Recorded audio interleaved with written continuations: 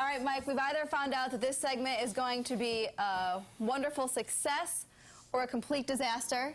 Either way, we have Matt Sellin with us this morning from the University of Illinois, and we are talking about what happens, like you mentioned, if you're on a ride and you get kind of stuck to the back of the seat if you're going around, why that is, the science behind that. Right, and so we've all, well, actually, a really good way to think about it is if you're in a car and you're driving and you suddenly make a left turn, suppose you're driving around a circular track, kind of counterclockwise, it feels like you're getting pushed to the right side of the car. So if you're in the passenger seat, you might even feel like you're being pushed up against the door. So why is that? Is there some new force that's pushing on you because the car's turning? And some people say yes, and they even give it a name, this centrifugal force, but it's not true. It's not really a new force at all. It's just Newton's second law, which is that things tend to keep going the way they are unless some force acts on them. So if you're in a car and you're going this way, your body wants to keep going this way, okay? And if your car turns to the left, then you are going to keep going straight, and it feels to you like the car is, what's really happening is you're going straight and the car is turning to the left underneath you. Right. Okay, it's not like you're going to the right, it's the car that's going to the left. And that's this idea of circular motion. So I was in Orlando, Florida last week at a meeting. It was just an accident that I was there during a snowstorm. Brag about it, Matt. And we have a video of what you guys were doing. Right, so I have a video, if we can show it. And so here I am, I'm hanging my little Disney card on this end of this lanyard, and we're going around in the teacup ride, which is one of my favorite rides. And so you can see as we go around the corner, it's not a really great video, but the thing starts to sort of stick out to the left. There it goes. As you go around and around this thing, depending on which way you're going, the thing swings one way or another. And you can see my poor, long-suffering wife there going, oh, I don't like this, I don't like this. So I'm glad there's no sound on it. She's not having a good time. And so basically what was going on there, if we can go back to where we are, is I was hanging this lanyard thing. Here I have a tennis ball, and as the teacup started to spin around like this, the thing sort of tilts outward, right? So as you're spinning, it looks like there's something pushing on it, but it's really just an effect because of the fact that you're moving and you're trying to turn while this thing is trying to keep going straight. Okay, so I have a demonstration that I do for my students that I want to do, and so basically you might have tried to do this yourself. You can spin. Here I have this tennis ball, and I'm spinning it on a string, and nobody's surprised that this works, right? But if you think about it, the whole time the string is has tension in it. Even when the thing is up here, you're pulling down on it, but the thing doesn't fall down, it just keeps going in a circle because it has this tendency to keep going straight, okay? So we can do the same thing, and I can tell you're a little worried. And we're all a little worried. Okay, so what I'm going to do here is do the exact same demonstration with a glass of wine, which I have right here. I'm going to put this glass on this tray, and then what I'm going to do is, now we're going to zoom back because I'm going to spin this around my head. There's not a lot of room in this kitchen. Okay, so there's not a lot of room in here, so this might fail horribly.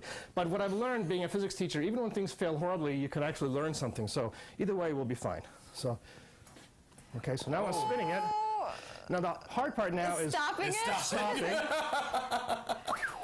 Oh my God! Look at that. Okay, so there we go, and there's no trick to this. It's just, well, actually, it takes years of training and high skill, which I do possess, but it is just because of this idea of circular motion where the entire time when the glass was moving in a circle, it wanted to keep going straight.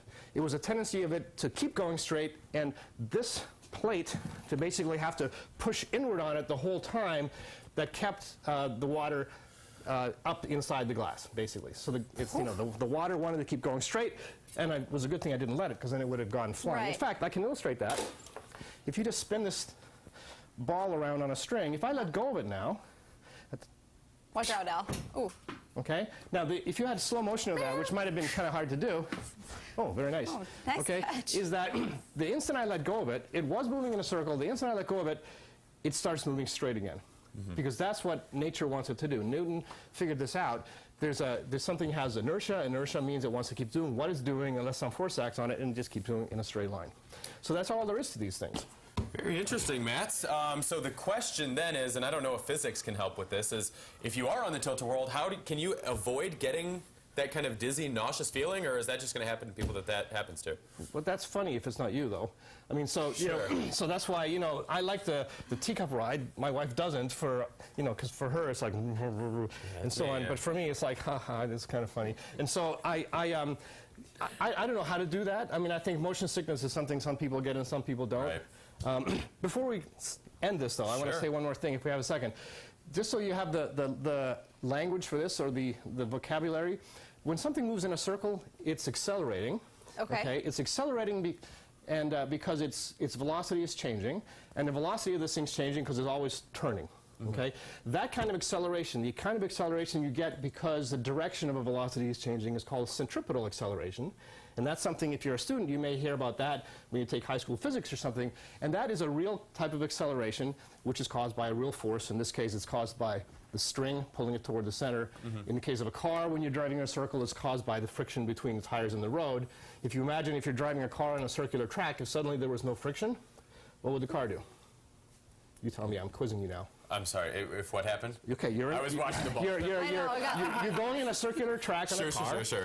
and suddenly you remove it, so it's on ice. There's no friction Oh, anymore. yeah, It would just slide off. Yeah, keep going The straight. car would just keep on going straight at that point. So you need that force to keep it going in a circle, right? If, in the case of a car, you need friction between the tires and the road to keep Sure. it going in a circle. In Right. the case of this ball, you need the string. In the case of the Earth going around the sun, you need gravity. There's always some force that causes things to move in a circle, and that's called a centripetal force. Very good. Matt Sellen, hire him for your birthday, bat mitzvah, or corporate event. He's got all kinds of tricks. Matt, we appreciate it. Real quickly, don't try this at home if you're a kid.